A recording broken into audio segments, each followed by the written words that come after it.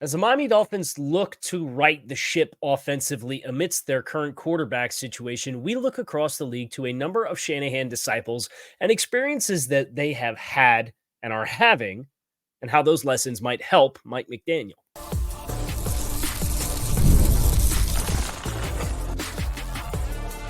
You are Locked On Dolphins, your daily Miami Dolphins podcast, part of the Locked On Podcast Network, your team every day. All right, Miami, welcome to another episode of Locked On Dolphins. It is your team every day here on the Locked On Network. I'm your host, Kyle Krabs, a lifelong Miami Dolphins fan, host of Locked On Dolphins, co-host of Locked On NFL Scouting, author of Touchdown Miami on Substack, and the NFL Draft lead over at the 33rd Team. You can find all of our shows here on the Locked On Network on YouTube or wherever you list your favorite podcasts. Today's episode of Locked On Dolphins is brought to you by Game Time. Download the Game Time app, create an account, and use code LOCKEDONNFL for $20 off your first purchase. Last-minute tickets, lowest prices, guaranteed. The Kyle Shanahan, Mike Shanahan coaching tree is very robust, and it has spread its branches throughout much of the NFL, including in South Florida, where Mike McDaniel is experiencing a difficult stretch, I think would probably be a fair way to put it, between having to navigate the current backup quarterback situation, presumably having grossly misevaluated the backup quarterback situation. And then on top of that, the struggles that go back to the end of last year, and there were some personnel issues and availabilities that helped to explain and contextualize it last year. But now it's carried over into this year, even when you had Tua Tagovailoa, right? Like, it was a very clunky performance against Jacksonville, especially in the first half. Ability to run the ball on the outside, on the perimeter. You're getting a lot more hard edges. You're taking motion. Safeties are bringing the safety down to where you're running the motion. And that is in turn leaving you with unblocked defenders at the point of attack to the side of the run. You're having success running the ball inside, but you're not taking that with consistency.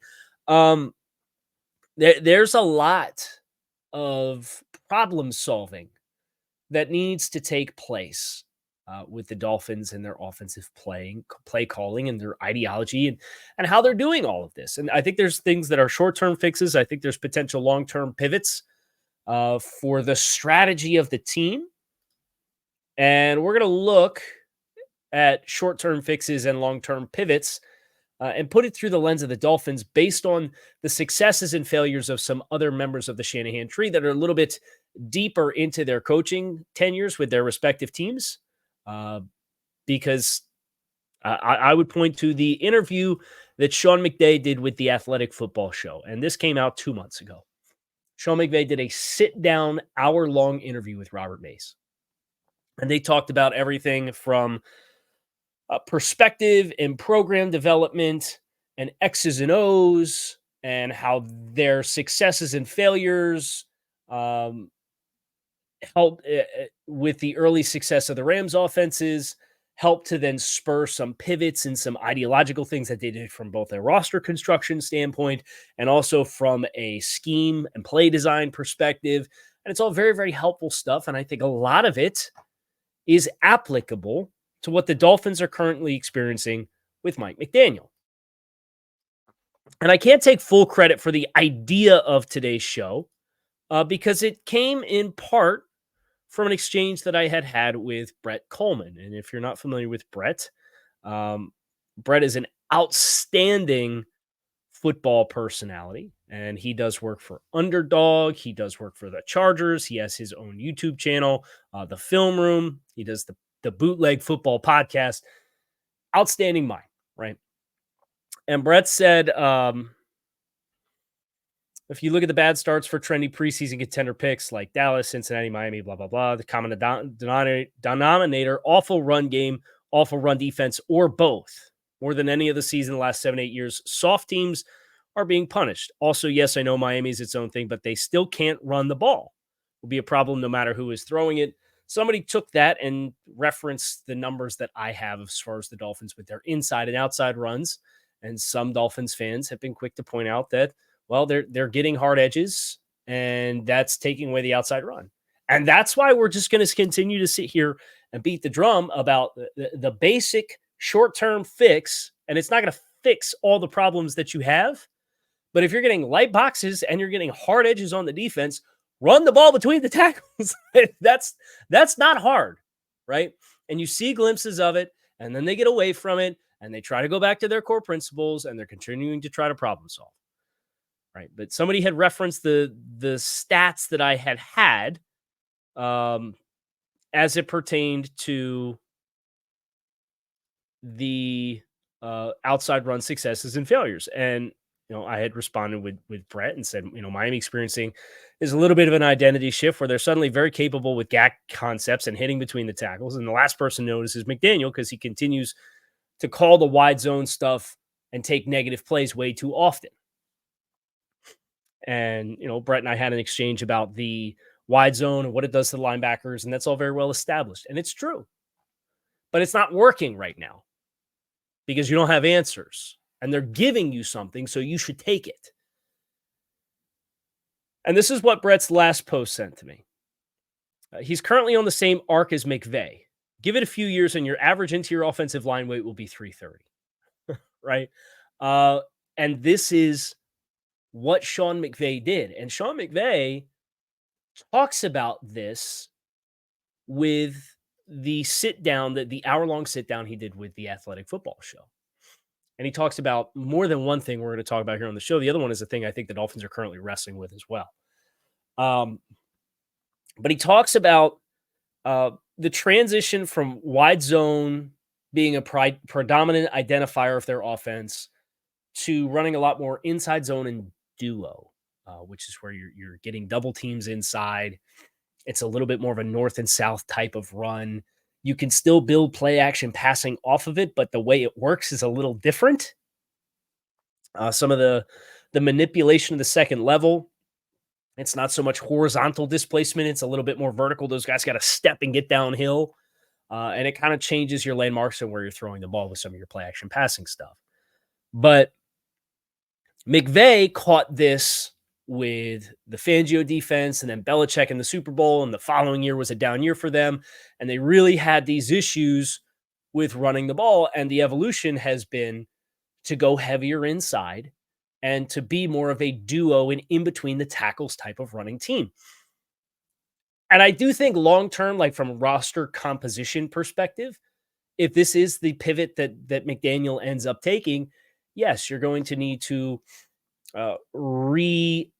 look at the personnel that you have inside. Although I will say, I think Aaron Brewer's been probably the best offensive lineman wire to wire that you've had so far. He's been a great scheme fit for what the Dolphins currently do. But if you're going to be duo, I think that brings some questions into long-term fit. But that those wheels haven't even started turning because they're not doing what the teams are giving you. And when everything is hard offensively, saying, okay, they're hard edges, safety rolling down, they are really testing your ability to get on the edge. The counter here is to run the ball between the tackles. And that is why the drumbeat on this show the last 2 weeks has been so hard on it is there, it is available, whether it's because you can take it with purpose, which I think would need long-term more reinvestment in different kinds of players, or they're giving it to you. And if they're giving it to you, we can't sit here and say that we're all about overplay and taking what the defense gives you, and they're giving you hard edges because they're softer inside and you don't want to run the ball inside.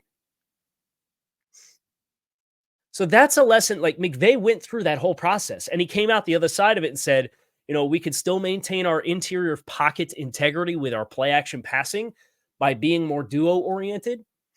But this removes the problems of unaccounted for defenders on the edge because of how we're structurally being played defensively, which the Dolphins are experiencing right now. So start that process, run your power, run your duo, run your inside zone, hit these runs north and south, take advantage of what they are giving you, You have all the plays at your disposal, and you've shown it, and you've shown an ability week in and week out to do it at different chapters of each of these respective games. McVay learned that lesson. I hope the Dolphins apply that lesson within their current own struggles, because I don't think it's going to get better running on the edges until you do something to take teams out of giving you hard edges on the edge. And you either do that by winning over the top in the passing game and forcing them back into the too high shells, or you do that by running the ball somewhere else. I know what I would put my bets, maybe not against Tennessee because this is some tough matchups inside, but I know where I would place my bets without your starting quarterback in being the thing that gets you out of the hard edges and to help open things back up again.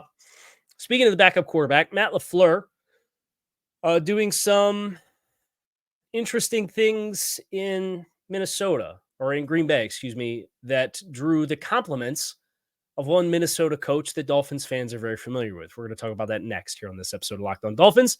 Make sure you stick with us. NFL fans, you can start the season with a big return on FanDuel, America's #1 sportsbook. When you get a hunch in the middle of the game, you can check out all the latest stats. You can see the live play-by-play and so much more on the same page in which you're placing your bets. You can get started with $200 in bonus bets guaranteed when you place your first $5 bet at FanDuel. That is FanDuel.com, America's #1 sportsbook.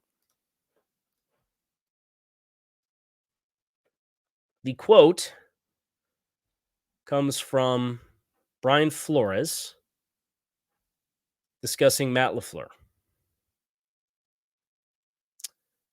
I don't think it's being talked about enough what's going on with Malik Willis. For Matt to go in his bag and be a West Coast guy and then turn around and have this whole zone read RPO counter read thing, it's impressive. The Packers, obviously, without Jordan Love for a short period of time, it's been the last 2 games, the Packers have not lost in that stretch. And the way that they have not lost is they had made a trade, a low-risk trade for a former day 2 quarterback, Malik Willis, who played in a college spread system at Liberty that didn't necessarily give you a lot of things and tools to prep you for the NFL level. And he struggled through a stretch with Tennessee, and the book was kind of closed. And they brought in a new coaching staff, and they committed to Will Levis as the guy, and they brought in an experienced passer in Mason Rudolph to be the backup quarterback for the Titans. So Malik Willis goes for a late pick to Green Bay. And he's only been there a couple weeks, like the start of the season. And Jordan Love goes down at the end of the Eagles game on the last play offensively. Or the next to last play offensively. And then Malik Willis comes in, and the Packers are very run heavy against Indianapolis. They ran for 200-something yards, almost 300 yards, whatever it was. And across the 2 games that Malik Willis has played, he's given you contributions in the passing game. While not being a volume passer, he's passing the ball less than 20 times per game and utilizing his skill set with his legs. And, of course, LaFleur was a part of the same coaching staff that Mike McDaniel was, and Kyle Shanahan with the Commanders when they were not the Commanders, and they had Robert Griffin III as this top pick at quarterback. And they kind of bled all the lines together. And whether Skylar Thompson can or can't go, I think you're far enough removed from Snoop Huntley getting here where if you don't try to build a game plan the same way at your quarterback position, because Tim Boyle came in the second half of the game against Seattle, and he made a couple of nice anticipation throws. But there were also some instances, I thought, where he kind of got stuck on progressions. He had the nice ball to Durham Smythe that could have been a touchdown, but Durham drops it for whatever reason, kind of goes to the ground. Didn't think he even had to break stride to catch the football. But as far as working through progressions versus just trying to throw with anticipation to guys that are early in the progression, I thought that was where kind of Tim Boyle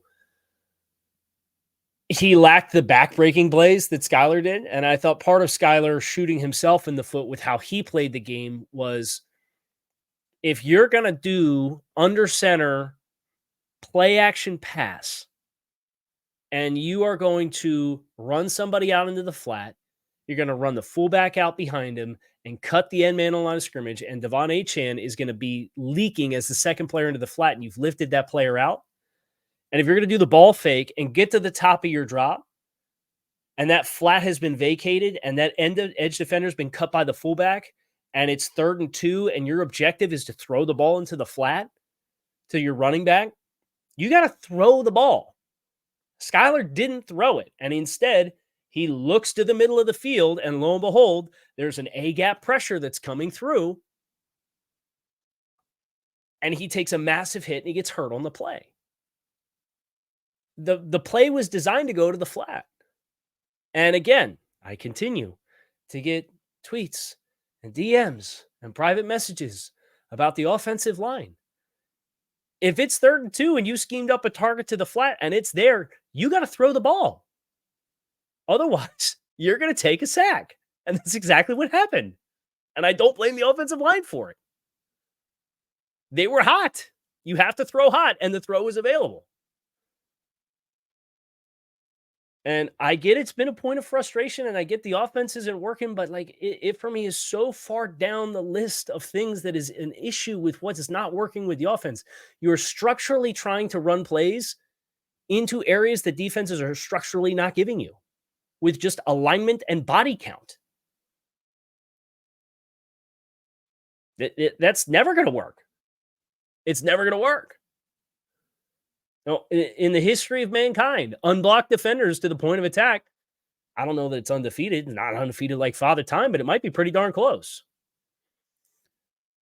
I digress. Instead of having your backup quarterback try to do those kinds of things, you have a player in Snoop Huntley who, like Malik Willis, is very athletic. He has a strong arm. He can create with his legs. You can utilize the quarterback run game to now add an extra hat and an extra gap in the run game, because now you have an extra body to potentially serve as a blocker to give you an extra gap. You got to have some of this. Some of this has to be a part of your offensive game plan. And if it's not, I'm going to be really disappointed. Because we know for all of Mike McDaniel is extremely intelligent. Sometimes I think it makes it too hard for our own good as a football team. But if you had 10 days to prepare, and that's what you got for trying to pretend like these issues aren't existing with who your backup quarterback is, and you misevaluated it that bad, how do you not go back to the drawing board? And Brian Flores, I know nobody listening to this show probably likes Brian Flores, and that's fine. I think Brian Flores is an amazing defensive coach. I think his tenure here didn't work for other reasons, some of which were in his control, and some of which were not in his control. And I don't think anybody was put in a position to be successful in that regard. Outstanding defensive mind, and he's absolutely right. Matt LaFleur, they've changed the identity of the offense in 2 weeks with a drop of a hat, because they have a player who has a unique skill set and they put him in positions to be successful. You got to do that with this offense, and it's not by running the same offense that you run with a highly effective player who sees the game in short windows in a very unique and special kind of way. You can't replicate that. And I don't think it's as simple as, your backup quarterback should have those kinds of skills too. He's such a unique player to Tagovailoa. I'm not going to sit here and rake the Dolphins over the coals for not having a player more like Tua as the backup quarterback, because he is very unique. But at the same time, I think everybody who watched Skylar Thompson play in 2022, and everybody who watched the preseason, and everybody who watched training camp, you kind of saw the backup situation. You were like, yeah, this ain't it. And that's where you get into the hubris and the overconfidence of year 3 in the system. I could call the plays to make it work. Well, clearly that's not the case, because we saw how disastrously bad it was from a quarterback play perspective in week 3. Hope Mike McDaniel learns the lesson that Matt LaFleur is currently impressing with his time in Green Bay, with Malik Willis serving as the backup behind Jordan Love. Now, McVay said something else in the Athletic Football Show that I thought was great, and it's very applicable, I think, to what the Dolphins are experiencing right now as well. We're getting into that next, and it has to do with the number of eligibles in the passing game. That's next. Stick with us.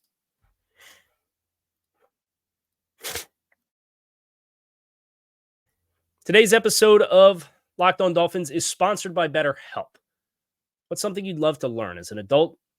Do you make times you need to learn new things as you often like?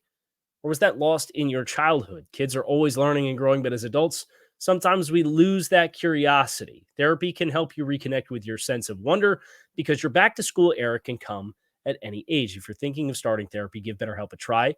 It's entirely online. It's designed to be convenient, flexible, and suited to your schedule. Just fill out a brief questionnaire to get matched with a licensed therapist, and you can switch therapists at any time for no additional charge. Rediscover your curiosity with BetterHelp. Visit BetterHelp.com/LockedOn today to get 10% off your first month.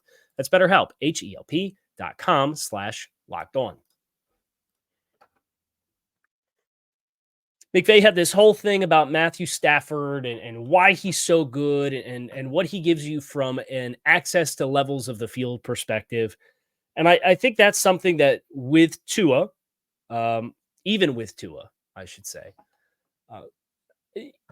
I don't think he gives you that same luxury because I don't think he has the dynamic arm that Matthew Stafford has, and there's nothing wrong with that. Tua has baseline NFL arm strength, and that's about what I would describe it as, and that's fine. It's fine. There's other ways to win. And some of that we got into with Kurt Warner about extending plays on the front end with anticipation and how you choose to throw the ball. But the other thing he talked about was the number of eligibles that you need to space the field against these modern NFL defenses that present in one way and then with it against a different route combination present in a different way entirely. When Sean McVay is saying, there's times where I sit down and I'm watching defensive film and I really don't know what the coverage is, because unless you get certain routes into certain areas of the field, it's going to look different on a snap-by-snap basis. So part of the toolkit that you need is to have as many eligibles out as you possibly can into the pattern concepts. That's 5. You have 5 offensive linemen and a quarterback. That leaves you 5 other players. And a lot of what you're seeing for the Dolphins in a lot of their must-have-it situations is you're seeing 3 guys go out in the routes, and then you have 2 other guys, usually a tight end like Jonnu Smith or Julian Hill, and a back, whether it's Alec Ingold or one of the more traditional backs like Jeff Wilson. And these guys will sit in protection, and they will look to chip and delay release, and then they get out into their patterns. But the way that teams play Miami with their speed is everybody gets depth. Everybody plays with all this depth. They play with a ton of depth. They want to be over the top of everything. And if you're sending 3 eligibles out into routes, whether it's, and against Seattle, it was a lot more of 3 guys on one side of the field, so you're doing half field read type stuff. But then there's been instances where you try to space it, but it's 3 guys and 1 in each third of the field. And if teams are going to play you soft, and then your chip and delay releases that are helping in protection are late getting out, by the time they're getting out, the quarterback's clock with the timing of the offense is already going off, and the ball has to get out, and they're throwing it to covered defender or covered receivers.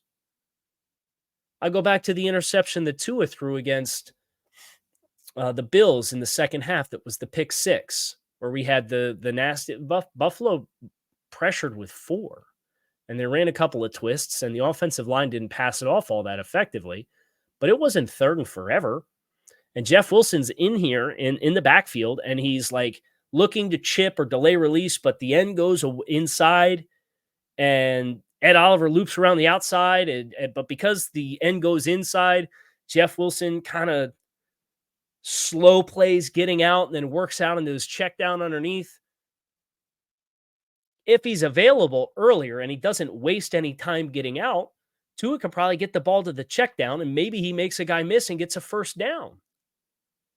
I don't know. And I know we're going to malign the offensive line because it's the only thing. Everything's the offensive line's fault. And I'm not going to sit here and lie to you guys and tell you that Robert Jones has been particularly good. I think he's comfortably been the worst player on the offensive line for the Dolphins through the 3 games. There's been some rough L's that he's taken. Has he been a below average player? Yes. I think Lee Meikenberg's been a serviceable guard. I think Aaron Brewer's been phenomenal at center for the most part. And I think your tackle situation's been fine. And I said before the season, your tackle room 1 through 4 is probably one of the best situations in the league. So you get like one underperforming player. And that goes for pass protection too.